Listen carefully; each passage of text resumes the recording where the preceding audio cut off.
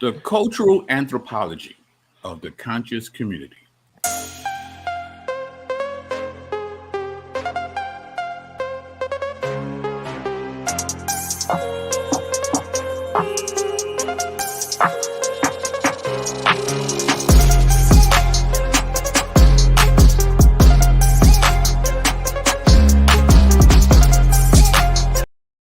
Yeah, what's going on, party people in the place to be? I go by the name of the BK Apologist, transmitting all the way live. New York is the city, Brooklyn is the borough. What's good? What's popping? Happy Wednesday, happy hump day to each and every one. Hope everybody's doing well. Of course, we got to say what's up to the greatest chat you will find on these here interwebs. We got Mr. Phil Fox, the real American. We got my man, Servant of Christ Ministries in the building. We got my main man, Mr. Green. We got the indelible, the incomparable Nate 2D2. We got, man, most humorous apologist you were ever going to meet. Mr. JP is in the building, ladies and gentlemen. And as always, if you have not yet already, please like, share, and subscribe. Please share this link right now to your prospective corners of the digital world. Tell a friend to tell a friend to tell a friend to tell a friend that it's him again. And if you like how it goes down here at the BK Apologist, you can donation, like Uma Johnson says, right? Donation. You can hit me up on PayPal, or if you'd like to be a monthly supporter of the BK Apologist, you could become a patron where you get an assortment of goodies to enhance your personal Bible study. So, and we got Bodega Lady D New in the building. And speaking of D New, this Saturday I will have the honor and privilege to have D New on the platform this Saturday at 2 p.m. Eastern Standard Time, in which, in her words, we will have a delightful conversation about the conscious community. Delightful. You know, she's fresh off the Doctrine for the Block. You know, she did an amazing presentation, and hopefully I can kind of coax her into giving us some of them gems that she dropped at the conference. You know what I mean? We got Thug Ninja in the building. Tyler Lott's in the house. God's Ride or Die Chick. What's going on, sis? So, as I usually have when we dive into these type of subjects, you know, I have one of the top shatas of the UA. You know, he's the trouble man, the bad boy of urban apologetics. Of course, I'm talking about MJ Jackson. What's going on, sir? Hat tip to you, sir. Yes, sir. Hat tip to the chat. What's going on, wonderful people out there in the digital land? Just happy to be alive, and once again, back to take a look and go deeper down this rabbit hole that we've been going. And what a journey's been, right? I mean, we started with, you know, your basic apologetics, right? Defending against certain accusations that are thrown against from the conscious community. And we realized that as we go into ancient Kemet itself, the indigenous people themselves refute these said claims. And then we said, well, if that's the case, where are these guys getting the information from? And lo and behold, we started to figure out that many of them were using ancient European esoteric belief systems, right? And cloaking them in Africana. But then the question now is, but why would they do that? Why are they using this kind of information? And why they're Africanizing it, right? So we want to talk a little bit about that today. And it's also a little heart-to-heart talk with the church about this as well. And you'll see what I mean as we get into it. So actually, before we get into it, any beginning statements before we go, Mr. MJ? Well, I mean, this is going to sound mean, but the short answer is it's therapy. That's why they're doing it. The more, the thing that begs the question as to an explanation was what type of trauma did these type of people go through that required such therapy, which they resorted to by, grabbing this or grabbing a little bit of that, some type of buffet line version of ideology or theology, so to speak. Right. And and as we're debunking and revealing things, we're going to see some of the reason behind what they're doing. I think it's important for us to see the heart behind it as believers so that we can have compassion. Yeah. All right. Because there's some hurt involved. And when you're hurt, and you don't have a lot of resources, you grab whatever you can to try to fix your current situation. And I think all of us in the chat have been in that place at one time or another. And so instead of us looking down and being spiritual leaders about things, we need to look at them as Christ looked at the crowds, right? Harassed and helpless, and have compassion and love these people to help them understand the gospel and work through the trauma that they've been through. Because we've all had our share of trauma, right? So with that being said, let us get into it. So we mentioned the term cultural anthropology, right? So a major division of anthropology that deals with the study of culture and all of its aspects, and that uses the methods, concepts, and data of archaeology, ethnography, and ethnology, I think I said it right, folklore, and linguistics in its descriptions and analyses of the diverse peoples of the world. So we're looking at the culture of the conscious community. What are the things that they are using and cobbling together to create the culture that comes against the church today? Right. That's kind of what we've been doing the last few videos, and we're gonna dive even deeper into the psychosis of this culture and why it has such a stranglehold with many Black and brown people today. So this is from Hermes Explains 30 Questions About Western Esotericism. Uh, Brownsville, Chicago, 1951. Dissatisfied with the Black church, yet determined to improve the spiritual and material lives of their fellow African Americans in one of North America's most segregated cities, two men, Sonny Blunt and Alton Abraham, deeply immersed themselves in esoteric thought. It is because the Negro has not sought the wisdom that will free him that he is still in chains, reads one of the notes that their newfound secret society, Time Research, distributed. So right off the bat, we're seeing one of the reasons and inspirations behind looking at these esoteric belief systems. They are dissatisfied with the Black church. Okay. And Sonny Blunt becomes famous avant-garde jazz musician known as Sun Ra. I don't know if you're familiar with Sun Ra, MJ, or the people in the chat, but if you are a jazz enthusiast, you know who Sun Ra is. He's a big deal, and he incorporated his esoteric teachings within his music. In fact, he made his own independent film called Space is the Place, very low budget. But he also, and we talked about him in the earlier show, MJ, about how he actually taught in UCLA. And he brought forth a lot of these esoteric teachings. But to get back to this here, the Black church, right? So you got to remember, this is the 1920s, the 1930s, right? It's still rough for Black and brown people, but we're making our way,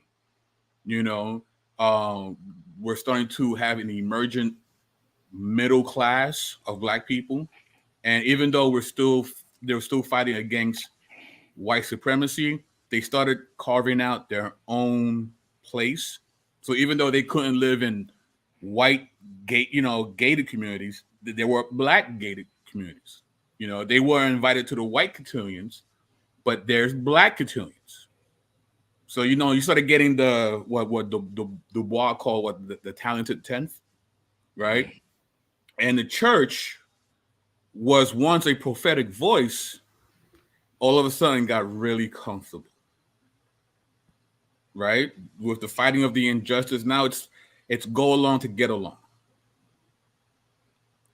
So, and this is one of the things that caused people like Sun Ra to look for spirituality elsewhere. So what's your thoughts on that, MJ? I know we just started, but Yeah, I mean, I would combine all that with the Great Migration, and so what you have is folks even from the South coming up to the North because of reasons of their own racism, things like that. Also looking for a better life, and they're coming up north and being exposed to a lot of this. Um, Truth of the matter is, Southern Christians also had a different worship style than those within the North, who tended to be a little bit more intellectual, tended to be a little bit more structured or whatever. Dr. Dr. Ellis would call this kind of a classical versus jazz type of style of worship and things like that. So you got black people faced with all those new realities, also with the background of racism and things like that. Yeah, a lot of them were tapping into those different options. I would also say that that this new movement, is not without its own charlatans who were taking advantage of the situation. Mm-hmm. It was not without its own Brian Carnes. It was not without its own uh, prosperity preachers and things like that. I mean, it's not new, but I mean, they had their charlatans as well. Right. I mean, it's this, they're selling the same snake oil. It's just a different presentation.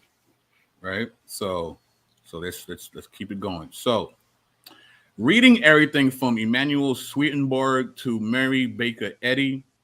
You guys might be familiar with her. It's that the Christian Science Monitor stuff. And from Rudolf Steiner, he's a Rosicrucianist, to George Gurdjieff, Blunt and Abraham Wood, as Paul Youngquist put it, cobbled together an intellectual counter tradition for the South Side, a forgotten legacy of wisdom to invigorate a people caged without a key. Right? So they're parsing together different ideologies from the esoteric tradition to formulate some sort of system so they can break free from oppression. Okay, that's what's happening here. To be sure, the two men were certainly not alone in their pursuit of transformative and liberating esoteric knowledge to conjure new religious and racial identities that would transcend the destructive and violent forces of white supremacy. Around the same time, we find African American visionaries, mystics, and religious leaders in Chicago, New York, Detroit, and Philadelphia who turn to New Thought, Theosophy, and Rosicrucianism, voodoo, and conjure in their quest for alternative sources of spiritual wisdom. So much so, in fact, that we may speak of the existence of a black esoteric milieu, a coherent but differentiated sphere of esoteric texts, ideas, practices, people, and movements that provide the impetus for development of a range of unique and distinctively African American forms of esotericism. So they're using these things, they're getting all these esoteric traditions and putting it together to fight white supremacy. See, there was a time when the church was doing that. And of course, MJ articulates the concept of biblical justice very well. And if you got to go to his channel and see the work that he puts in as he unpacks the concept of biblical justice. But the church was not engaging in that the way it needed to. And what was happening was people's identity wasn't being acknowledged, they weren't being embraced, and they weren't being empowered. So they were disenchanted and disenfranchised by the church. This whole idea of deconstruction that we're hearing now, it's not new. Black and brown folk were doing this since the 1920s. The church that helped us for so long is no longer the powerhouse it once was. But the issues of white supremacy still here. So what do we do now? So a bunch of black and brown people in the East Coast starting to try to figure out, a new form of spirituality to combat this, since the church was no longer in the business of doing so. Right, MJ? Yeah, I mean, you brought up the fact that I talk about biblical justice and things like that. one of my main pet peeves is when the church stops doing its job, vacuums are created, and then you have counterfeits that come in and seek to fill the void. I mean, Jesus said it best that we are the salt of the earth. Uh, our light is supposed to shine. It's supposed to, be a city set on a hill. You know, um, and so whenever we're not doing our job, I mean, this is the outcome. Whenever we rely on whether it be government entities or other organizations, these are the repercussions that happen. This is what happens. Vacuums get formed, and here come counterfeits that come in and seek to fill it. So, unfortunately, yeah, we did kind of ease up on our march toward justice, toward full humanity, toward beating the drum uh, of the gospel. Unfortunately, we got comfortable. So as you pointed out, I mean, you had Du Bois' approach. You also had Booker T. Washington's approach, and certain people were kind of settling into those approaches. But once again, that vacuum was there, and it wasn't being filled by the church. But we were looking to these other approaches. Right. And as much as we are here to defend against these approaches, we got to be honest with ourselves and really take in the fact that the church played a part in making these responses reality. These are the unpaid bills of the church. So there's a part of this situation where we have to take and own it, because we weren't where we needed to be. People fell by the wayside, and they look for other forms of spirituality to try to make it in this world. Right? So let's continue. None of those who operated in the Black esoteric milieu simply repackaged or mimicked already existing esoteric ideas, texts, and practices. On the contrary, they consciously and deliberately adapted, synthesized, and created a range of esoteric ideas that blended with Islam, Christianity, Judaism, and Black political thought to fashion unique, inventive, and innovative esoteric, quote, religio racial narratives and identities.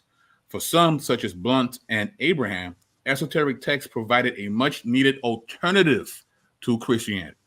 In general, the Black church in particular, which by the early decades of the 20th century had entered a phase of de-radicalization and relative quietism. And when you look at the conscious community, we see the blending of Islam and Christianity and Judaism, right? When we look at the Kemetic community, when we look at some of the Black Hebrew Israelites, we see this actually happening. And it's happening. Why? Part of the reason is because the Black church entered a phase of de-radicalization and relative quietism. MJ. Relative quietism, that is quite the term of settling for the status quo, of losing your hunger. We can't afford, especially as Black Christians, I'm gonna be perfectly honest, we can't afford to get comfortable, even if we are offered a seat at the table, or to settle in what some would call the American dream. We just can't afford to get comfortable. We have work to do, and we have to do it to the glory of God. Whether that means speaking out against injustice, whether that also means putting boots on the ground, engaging in tangible things, putting literally flesh on the word, not just sitting there preaching about it, but actually doing something about it. One of the main complaints is y'all do a bunch of preaching, but what are you doing? Right. You know what I'm saying? And so it was the same back then. It's the same today. What are we doing? And I'm not saying that you're saved by works or nothing like that. Right. But what you believe should dictate your actions, and that is the public evidence of what you believe. Right. Because the gospel intrinsically rubs the world the wrong way. You know, I've said many occasions that if you used to quote Mark 1:1 in any marketplace in the Roman Empire, you're going to jail because that would have been an act of sedition. You running around the first century saying Jesus is Lord as opposed to Caesar, you're going to jail if you're lucky. From the very inception, Christianity has been a radical walk with Yahweh. And many of our spiritual ancestors have died because of the stance they took.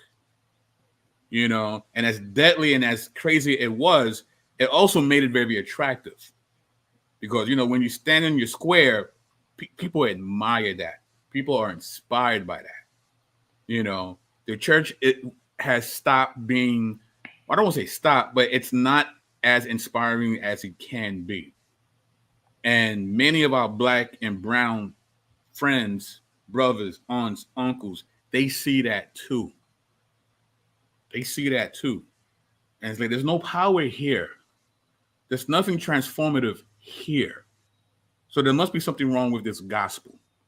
So now we got to make our own. And to a certain extent, that kind of makes sense though, right? You know, if the thing that you thought was going to help you is not helping you, well, then I got to find something else. That's why it's so important for those of us in the UA to show that, no, this actually does work when you use it. Mm-hmm. Right? It's not the text, it's user error. Right? It's the people not embracing and utilizing the gospel. Because the gospel is there. The gospel is not broken. It's just people. You know? But we can relate. Because I don't know any believer that hasn't struggled. I don't know any believer who hasn't had some sort of church hurt. You know, your pastor said something that rubbed you the wrong way. Or, you know, somebody in leadership in the church did something that was, you know, hurtful. And you try to reconcile it and it didn't work. You know, many of us have these type of stories. But those of us who know the Bible know that that's always going to happen. There's always going to be a butting of the heads. You know what I mean? Any study of 1st and 2nd Corinthians will let you know that the church is made up of a group of sinners, you know, trying to figure it out, you know. And what we have to do is make sure that we don't conflate the teachings of Jesus with people who purport to follow the teachings of Jesus. And that's what happened with these guys. You know, they saw a bunch of people who were hypocrites, people who are relatively quiet when it came to these social matters. And they automatically thought, well, that must be the gospel then, because they say they follow the gospel, and I'm looking at their life, and their life is horrible. It's full of compromise, and it's not radical. Therefore, the gospel is no longer radical and powerful. Mm. We can't make that connection. We can't, you know, and we have to make sure that people are not, they don't feel like they have to make that connection. We need to be a great extension of what the gospel is. We have to be an example, right? So, all right, let's keep it moving. This is from Esotericism and African American Religious Experience. There is a Mystery by Stephen C. Findley, Margarita Simon, and Hugh R. Gilroy Jr. This is New Thought religions represent what may be called a revealed esoterica, in the sense that anyone can find their teachings in literature, but the true esoteric nature of New Thought is the proper gnosis of self as divine, and a practical of continual expansion of this consciousness, such that unity is not understood as the absorption of the human into the divine, but the complete unity with the divine. So when we hear people say the black man is God, the black woman is God, I'm God having a human experience. This is where it's coming from. I forgot I'm God. I need to remember. Right. It's a revealed esoterica. This is where it's coming from. Right? So just so we know the origins of these statements. Right? So let's continue. New Thought makes the bold monistic claim all things are one. There is no separation, and you and the Father or Source are one. Because New Thought is such a syncretic set of religious beliefs, individual teachers or texts routinely borrow the language from specific traditions, such as in the above example with the use of the term Father. Followers are reminded and understand such language in metaphysical ways that transcend the ordinary or literal meanings of unenlightened believers. So you have these church hurt black folk cobbling together these various esoteric traditions, but they're Africanizing it. They're draping it in kente cloth. They're giving Rosicrucianism a kufi and a dashiki, right? Now, it's one thing if you want to Africanize something, right? But that's not how they package it, though, right? They teach this as if it's indigenous African spirituality. So, and they're selling you a false bill of goods. It's not indigenous to the continent of Africa. It's European esoteric traditions. But they use language of like the Abrahamic faiths to kind of pull you in, right? They'll speak in Christianese to get you going, all right? So let's keep going here. To go further still, New Thought claims that the highest and truest knowledge that humans can attain is that we are God. This knowledge, though openly shared, is not properly understood by the masses. Indeed, it is most egregious heresy according to Orthodox religious institutions. Thus, the knowledge of divine human unity is underground knowledge, but freely revealed to those who are true seekers. Those who seek the expansion of their consciousness into higher realms will understand it properly and pursue the esoteric practices necessary to facilitate the ongoing expansion. You know, we see this in Star Wars, right? When Obi-Wan Kenobi explains the Force to Luke, he says it's everywhere, it's through us, it's in us, it's in, you know, we've heard Jabari say the same thing. Mm-hmm. Right? This is New Thought. This is not indigenous to the continent. This is New Thought. This is Africanized esoteric traditions. Right? MJ, before I continue, anything you want to say? I mean, that's what you just said is so nice. This is regurgitated garbage being brought to the black community. And I mean, I just have to point out where it comes from. It comes from Europe, and it's trash. And it's not trash because it comes from Europe, but it's trash because it's idolatry. It's trash because it's rebellion. It's trash because it's pagan. And that's why we can agree with Richard Carrier that this crap is neo-paganism. And it's being spoon-fed to African Americans. But it's neo-paganism. And those who practice it are neo-pagans. Right. Absolutely. And this is right down your lane, sir. Watch this. It was a matter of common sense It's a matter of common sense for oppressed elements of American society look beyond the accepted epistemological categories presented by the institutions in power. And chief among those counter narratives, along with Marxism, psychoanalysis, women's suffrage, and evolution, was the occult. It's often said that there was an occult revival in the 1920s and that the occult revival was prepared by the popularity of theosophy, a movement that began in the 19th century and that continued to be influential as modern cultural movements began to form. So MJ, it was a matter of common sense for oppressed elements of American society to look beyond the accepted epistemological categories presented by the institutions of power. I know you've been studying a lot lately on epistemology. So can you break that part down? I think that's very, very, very deep right there. Okay, so when we're talking about epistemology, we're asking the question, how do we know what we know, basically? And so, basically what this quote is saying, that we're moving beyond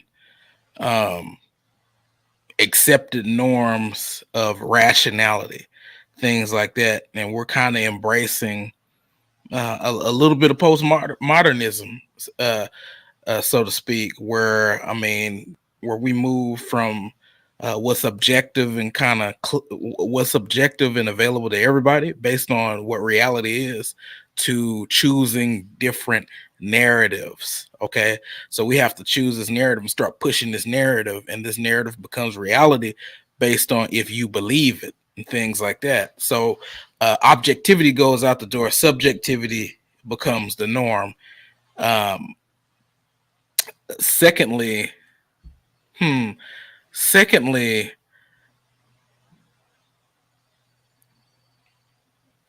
what's happening here is one set of propositions. I mean, it's a trick. It's a sleight of hand, to be perfectly honest, right? One set of propositions are being substituted for another set of propositions, right? And so what we have to ask ourselves is this really changing my situation just because I'm telling myself that I'm God? Or is somebody playing me?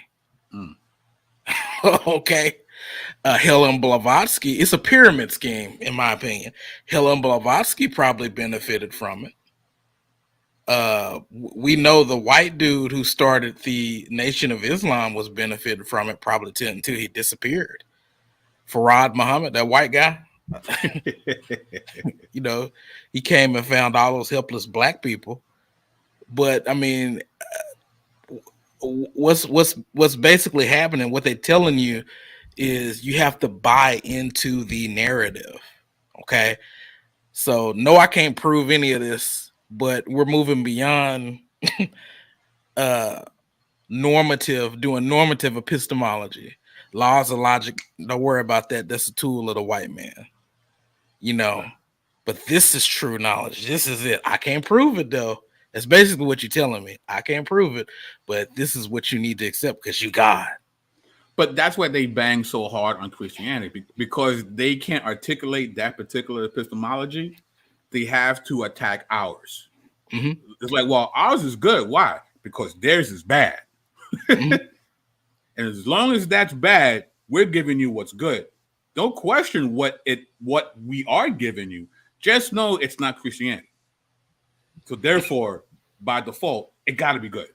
Yeah. Right. So. All right. So let's continue here. John Woodson may be the leading scholar on this subject. Woodson has done the most extensive work tracking and interpreting Harlem Renaissance literature as African-American esoteric interventions into European and American occult texts. Among Woodson's significant works on the subject of African-American esotericism are his book, To Make a New Race, Gurdjieff, Tuma, and the Harlem Renaissance, and his chapter in Esotericism in African-American Religious Experience. There is a mystery entitled The Harlem Renaissance as Esotericism, Black Oregon Modernism. And we actually quoted from that book as well here.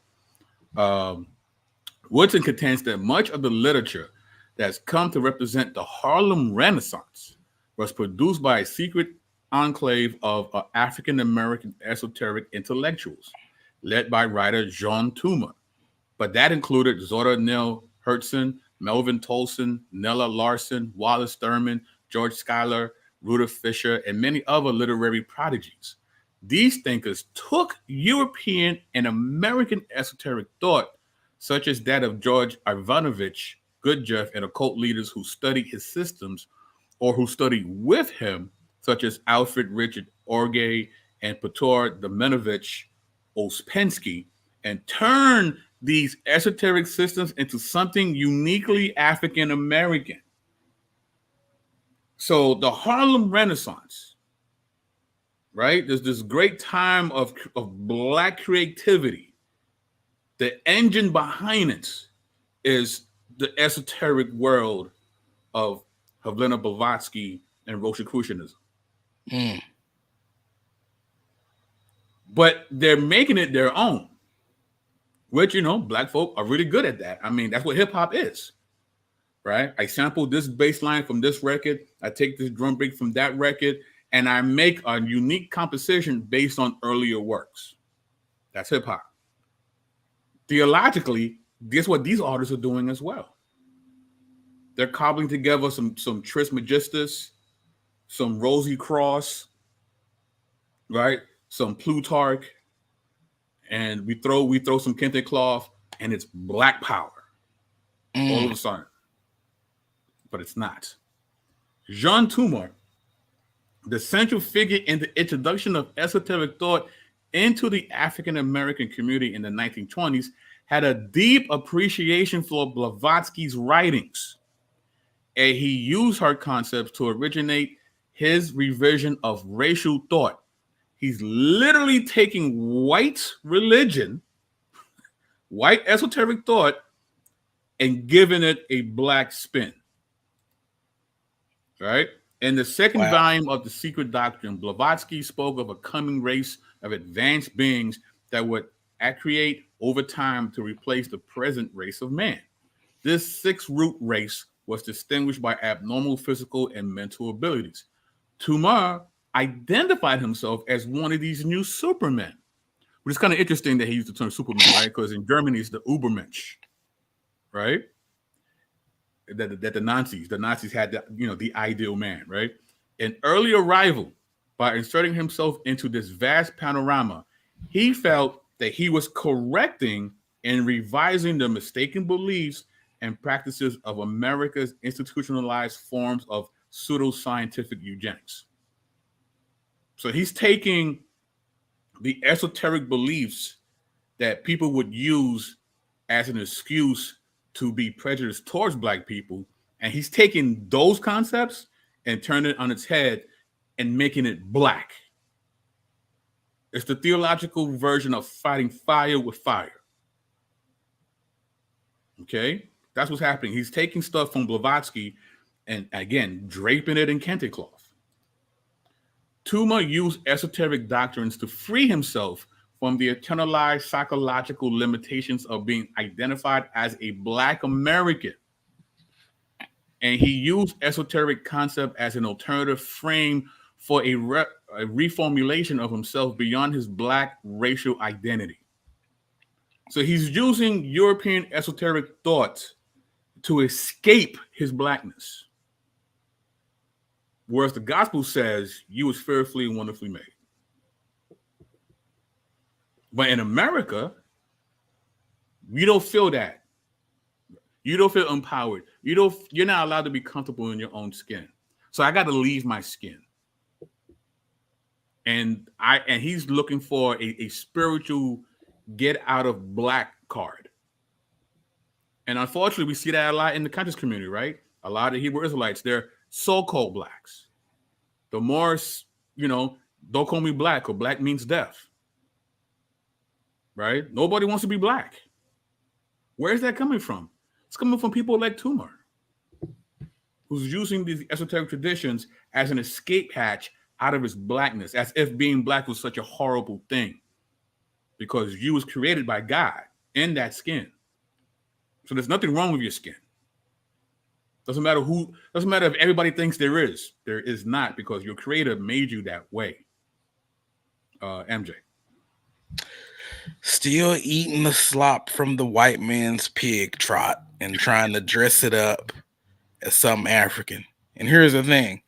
When you deny reality and embrace, you know, quote unquote postmodernism, which is really craziness, you can take something that you can take something that Helen Blavatsky, you know, trumped up and say, hey, I'm not holding to these norms of epistemology. I'm going to do what I want to do with it, and, you know, fix this up, dress it up in kente cloths and give it to black people. But at the same time, I mean, you can't live consistently thinking that way. So even when these people do engage in that type of thought regarding, esoteric doctrine, they'll stop at a red light because they know for a fact that car will kill them. And so they can't live consistently like that. So when you're pointing out this inconsistency in your biblical apologetic, I mean, just stick to your guns, because once again, these folks cannot be consistent. Two, I mean, like how, for the life of me, I cannot see how anybody can still hold to this madness, which is what it is. It's madness. Neo-paganism is madness. It's a disease that only the gospel can cure. That only the gospel can make a person's mind whole. It is a disease, and it is mad. Wow. Person holding on to this out of hatred for the gospel, out of hatred for Christ, and out of hatred for others within humanity. It's sad. Too true. Too true. In the secret doctrine, an issue for Blavatsky was the perfect adjustment of spirit and matter. In another passage, Blavatsky speaks of azure seats. The azure seats remain empty.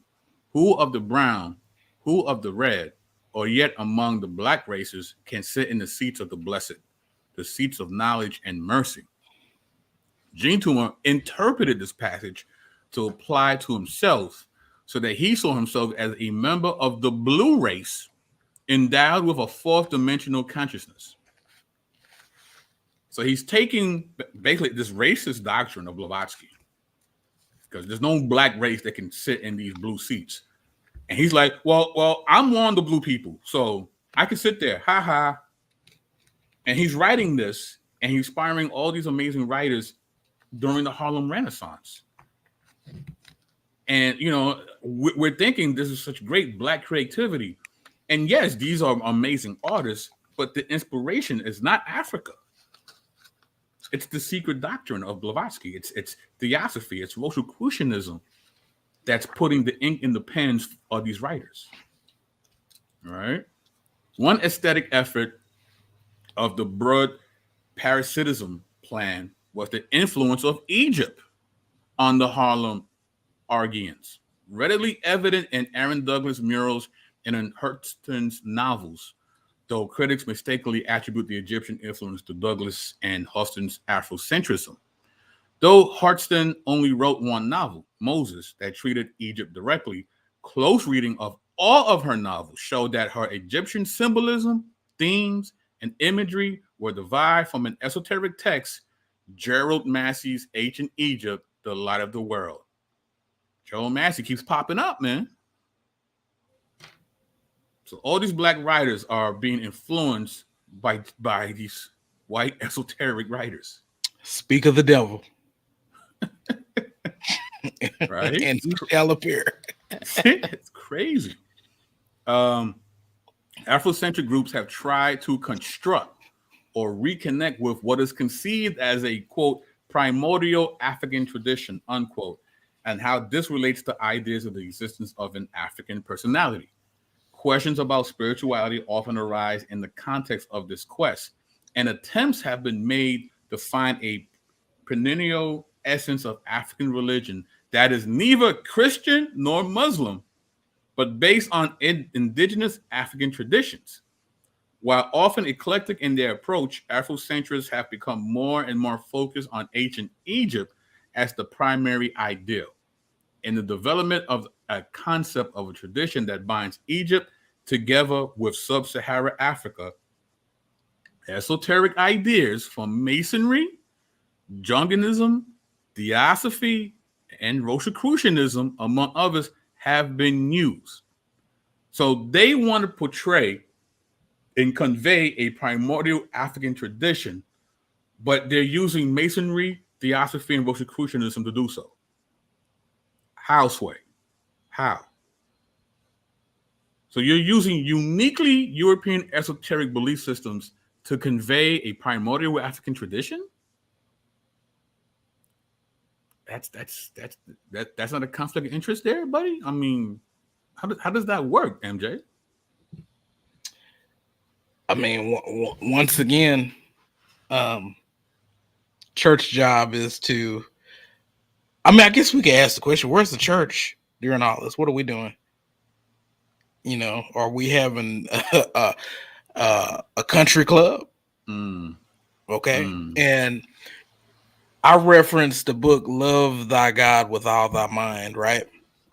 And so, Dr. J.P. Moreland talks about how there was a shift more toward a personal experience rather than cultivating the life of the mind.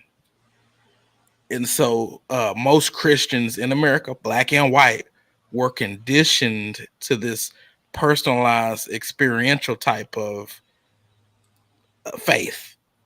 You know what I'm saying? So dealing with this stuff wasn't a priority. It was about, did you have an experience? And you got to believe. And so when we take that type of attitude, things like this gets to slip up under the cracks, right? And because what it's doing is hurting African American communities. It's promising them something. It's promising them dignity and things like that. It's promising them something other than an experience. Right. But I mean, it's crazy, right? Because they're throwing Egypt in front of you at all times. Yeah. But when it's time to articulate Kemet, they're not giving you Kemet. They're giving you Theosophy, Rosicrucianism, Masonry, and other esoteric ideas. That has nothing to do with Kemet at all. You know, again, they're selling you a false bill of goods, ladies and gentlemen. Yeah. Still selling it today. Yes. Asante is opposed to religions that he regards as requiring submission to God. His argument is... Hold on real quick. Who Asante who? Ashanti. I forgot his first. I think it's who you think it is. Is it Molif? I think so. Oh, wow. Is opposed to religions that he regards as requiring submission to God. His arguments are similar to Karenga's, but rather than seeking African religions as containing spookism, as Karenga does, Ashanti claims that African religions are based on the notion of God being immanent. He uses this argument in his discussions of religion among the Yoruba and the Egyptians, which he calls Kem. In his program to transform the situation for Black people by adopting an African perspective of the world, he mentions the possibilities of a neo-Kemetic outlook. So you can't be mad when Richard Carrier says you're a neo-pagan, when your Black scholars are saying, no, we need to be neo-pagans. This is a good thing. We need to be neo-Kemetics. Right? It's crazy. Yeah, it is. It's Molefi Kete Asante. That's exactly. Oh my God. Yeah, that's who I thought it was. And this is what he said. He says, what if African people on the continent and in the diaspora look to establish a neo-Kemetic vision of the world? Would not the potential of this revolution be explosive in a positive way for creativity in politics, art, culture, science, philosophy, and architecture? Thus, those African leaders who speak about a renaissance of Africa must know that it is impossible without some appeal to a classical past. But it's not a classical past. That's the thing. You want to create an African world with non-African spirituality and a non-African worldview. I don't understand that. I don't get that.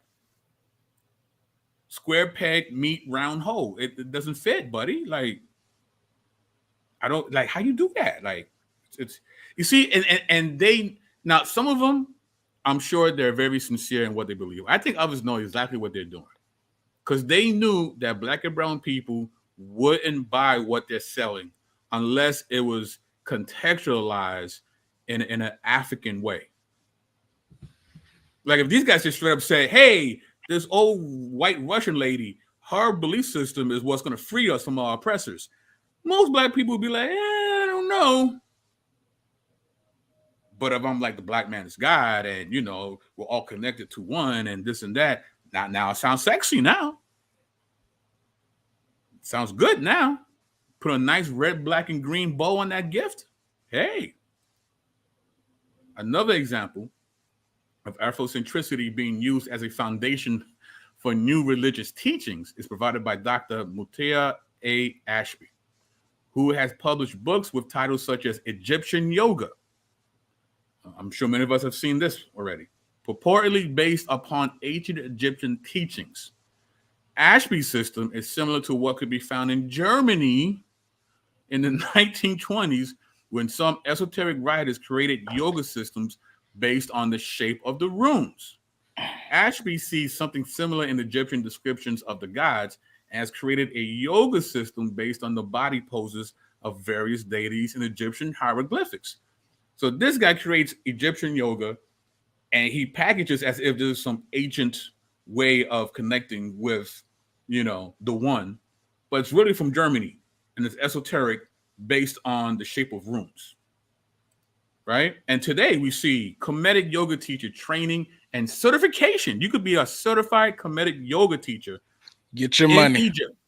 Get your money, man. All right. But you know who also helps this person in this training? Well, first of all, let me read this. Do not miss this opportunity to become a certified instructor and to tour our ancestral land of the pharaohs. Now, only $3,895. Payment plans are available. Contact Master Instructor Yasser Ra Hotep for more information. Donations. Listen. You get to go to Egypt, you get to see the motherland, and you learn this Africanized German yoga now being packaged as Kemetic yoga. But he has assistants in teaching this training session. Guess who he has to assist him? Our training will feature guest master instructor of Kemetic history, culture, and spirituality, the High Priest Jabari Osase of the Center for the Restoration of Ma'at and the Shrine of Ma'at. Brother Jabari is also the author and best-selling book, 7 Little White Lies, The Conspiracy to Destroy Black Self-Image. Why is he a part of this? Now, I don't think it's a nefarious thing behind him. I think he's sincere. Mm-hmm. But what they're teaching, even though they're in Africa, what they're teaching is not found in Africa. But they dress it up as if it is. And they want you to buy it wholesale. But it's not African. German yoga, putting your body in the shape of the runes, is not African. Havana Blavatsky is not African. Rosicrucianism is not African. It has nothing to do with African or Africans. But because the church dropped the ball, they felt they had no other recourse but to pick these things up. African Americans took something that was used in the service of their oppression and flipped it, changing its meaning and function to something used to create new life worlds. Moreover, Africana esoteric thought was expansive since it was reflected in many other aspects of the movement, such in the art of Aaron Douglas and the philosophical musings of Alien Locke. African Americans took something that was used in service of their oppression and flipped it. They took this European esoteric traditions and Africanized it, and they are trying to weaponize it and throwing it back at them. So we're going to use black supremacy to conquer white supremacy. How does that work? It doesn't. It doesn't. It doesn't. MJ? This is just the sad truth of what happens when, one, when you reject God's clear revelation, and two, when the church is not doing its job properly. I mean, you got to think about it. Moleef is I think he served as the head of academic departments, and he was pushing this type of pseudo garbage. It's a religion. Dr. Ben, Dr. Clark. This is. I mean, we're talking about his religion, but I mean, they're academics who are supposed to be academics are religious zealots. They're religious zealots, man. And the worst part about it is, I'm gonna use a big word, but I'm gonna give you the definition of it. Is these folks are Afrocentric fideists. In other words, let me tell you what fideism means. It's a philosophical view extolling theological faith by making it the ultimate criterion, minimizing the power of reason to know religious truth. Once again, you can't reason to this mess. You can't even use reason to defend it. It's indefensible. It's fideism. That's what it is. So again, as much as we debunk and we go and do what we do, we have some responsibility when it comes to Black and brown people feeling the need to flip esoteric traditions used by the oppressor. We gotta take some of that on the chest, right? And that's where it's so important for us to be the church that we see in our Bibles, to be the saints that we see in our Bibles. All right, that's so important, because when we drop the ball, and again, I'm not saying that it's on us. Of course, it's the Holy Spirit. God wins at the end. But, we want to make sure that we get to play our part in that winning team. Don't let you be the reason why somebody decides to leave Christ. Because we hear it all the time. Well, why did you leave the church? Well, so-and-so did this, or so-and-so did that. Or this person said he was a Christian. I seen him do this, that, and the other. Therefore, which, yes, and we all know that doesn't make sense, but come on, how many times we've heard that? Some of us have done that, right? And it's because we want to make sure that we are not, we don't provide the ammunition for them to rebel against God. If they want to rebel against God, make sure your name is not in their mouths. You be a great example. You be a great steward of God's word, so that when they see you, they see the gospel. Because this is what happens when people don't see the gospel. They will look for anything else. They look for Helena Blavatsky? Rosicrucianism? Really? This is what we're doing? And then these same people are going to turn around and point a finger at us and say, we followed the white man's religion. How rich is that? How hypocritical is that? How dare you come and say that to us when this is what you believe? It's ridiculous. Because if you want to play the color and race game for a minute, you lose, because the Bible is written by mostly Semitic people outside of Luke. Mm-hmm. Most of the events that happen in the Bible happen with Black and brown folk. So, and again, I'm just using their argument against them. Listen, I don't care where truth comes from. Doesn't matter what color it comes from. Truth is truth. Yeah. Right. But I'm using their argument against them. Don't point your finger and say I follow white Jesus and a European system of belief when you literally follow a European system of belief. Like literally. You got your man telling you that he's a blue guy from the fourth dimension. And that's okay. I teach you about Jesus being your savior. I'm spooky though. This dude's blue. He's blue now. But that's okay. Right? He's sitting in the azure seats. That's okay. But I'm waiting for a crown to be given by my savior. Oh, that's spooky. Like, really? You kidding me, right? It's MJ. Go ahead, man. Yeah, this is what happens when you reject the truth. I think one of the clearest proofs that the Bible is the word of God and Christianity is true is, as it says in Proverbs, the fool has said in his heart that there is no God. And when we talk about God, we're talking about the God of the Bible. The fool. In other words, those who reject or try to reject what God has revealed are demonstrably foolish. And this is the fruit of it right here, what we're seeing. Right. It cannot be defended. It does not have good evidence. And the jig is up. I mean, it was repackaged European esoteric right. crap. I mean, I don't even want to call it doctrine. And another example of repacking. This is the last slide. This is my bonus slide for tonight.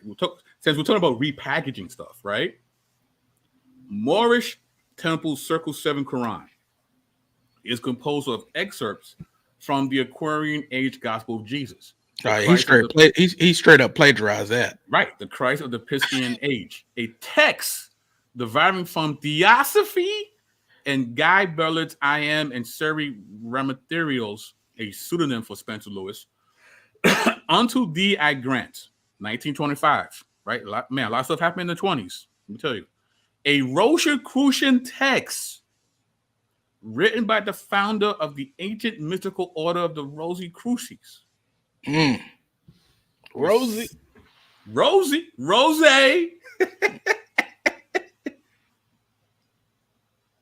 The Moorish temple's Quran comes from esoteric material, Rosicrucian material. Repackaged though. Got my fez, looking sharp and crisp. But again, I just want to say before you continue. No, yeah, bro. Is I can only imagine that white dude, WD Farad, that WD's white dude, WD Farad, sitting back looking at what Noble did. I was like, hey, I think I can replicate this. Let me go to Detroit. See if I can flip these Negroes. And boy, did he. Did he? I got them suited and booted bow ties, selling bean pies. Bean pies, man. Bean pies. Good bean pies. Selling bean pies in newspapers. And you're allegedly selling me blackness, but you're not. It's the bait and switch. It's a theological bait and switch. You scream black power, but it's clam chowder. You know what I mean? It's like there's nothing African about this. You want an African religion? Come back to the church. Stop. Come back to the church. You want an authentic African experience? Come back to the gospel. Leave the garbage of the Tom Who alone and come back. You know what I mean? Got some Kemetic people, talking about a Hebrew Messiah. The Africans were there from day one, day of Pentecost, and we've been there ever since. Early attestation, Nubia, Sub-Sahara, West Africa, way before there was a transatlantic slave trade, there were black people praising Yahweh. Come back home, fam. Come back home. Come get that biz right. You know what I mean? This is your Sankofa. The gospel is your come back what you left behind. This is your Sankofa. The gospel is your Sankofa. So, but yeah, that's what I wanted to share today. And again, let's be great examples of Christ, so that no one can say of us that, well, because this person compromised, this person did that, I had to look elsewhere. Let's articulate the gospel correctly and watch our thoughts and our deeds. Let's watch our doctrine and our life closely so we can save ourselves and our hearers. Because this is what happens when we don't do that. This is an example of when orthodoxy does not balance with orthopraxy. That's what happens. You get the circle-sharing Quran. You get Renaissance Harlem writers thinking they're blue men living in the fourth dimension. People like Sun Ra teaching this in UCLA, teaching this in accredited schools of learning. Yeah, here's JP. The Aquarian Gospel. So the Southern Man was made out to be Aquaman. So yeah, guys. So let's make sure we're doing our best to present the gospel and make sure that we don't get, we don't put ourselves in the way of people's understanding of the gospel. So they can leave this nonsense alone and come back. So, MJ, last words, and also what can we be expecting from you in the immediate future? Yeah, as you stated, come on. I mean, the biblical worldview has everything one could want, one would ever need. It has everything. Come reconnect with the creator of all. Come reconnect. I mean, and I mean, to be perfectly honest, it's also intellectually satisfying, if I could say that as well, because this is just silliness.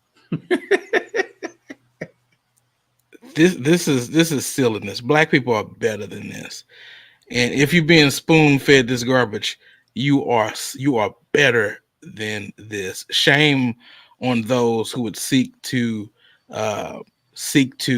beguile our people with this neo-pagan nonsense. I can't believe. I'm just as shocked as Richard Carrier. I can't believe anybody's buying this crap. It's quite crazy. But as for what I'm doing, well, it's been right at a year since I had my first debate with Pastor Mike Moses on Is Social Justice Biblical? And so I looked at the video. It only has like 300 something views on that one channel. I'm not sure why I never decided to upload it to my channel. Yeah, that was terrible. I don't know why. Yeah. Yes, shame on me. Yes, sir. So I'm going to upload it to my channel because I'm pretty sure there are a lot of people who haven't heard it, and I'm hearing the same tired arguments being repeated by the likes of Sean McDowell, Greg Kokel, others. And it's just I'm gonna upload it. Hopefully it blesses some people. I know it blessed me. And then also me and Chris Brian Samuel, we might do it Friday or we might do it another day. We're going to be addressing Greg Kokel. I think I said his name right. Greg Kokel and Sean McDowell's live stream that they did a few days ago, whether Jesus was a social justice warrior. And I'm going to say, no, he was not a social justice warrior. I don't know who's making that argument. I'm not sure who's making that argument, especially within the church. What I will say is social justice is a benefit of the gospel. The same as eternal life is a benefit of the gospel. The gospel has a side effect. It's a side effect. It's an effect. The gospel is the cause. Eternal life is the effect. Right, the gospel is the cause. Social justice is the effect. It's really that simple. I'm not sure why people all of a sudden become dumb when something becomes inconvenient. I think I answered the question. The social justice is an inconvenient effect of the gospel in America. Wow. And so we have to do something to get rid of those side You need to write effects. that down. That was powerful. You need to write that down, bro. That was powerful. That was powerful. So that's what me and Chris Brown Samuel gonna be doing. Violence, as always. So, and as I said earlier in the program, I will be graced by one of the bodega ladies this Saturday at 2 p.m. Eastern Standard Time, the queen of all moderators, Dee New, where we're going to sit down and have a really delightful, as she puts it, delightful conversation about the conscious community. And hopefully she'll share some of her lesson that she did at the Doctrine for the Block conference. So, with that being said, ladies and gentlemen, thank you so much for tuning. Please share this with each and every one. And I hope you guys have a great night. So with that, MJ and BK signing off. Peace.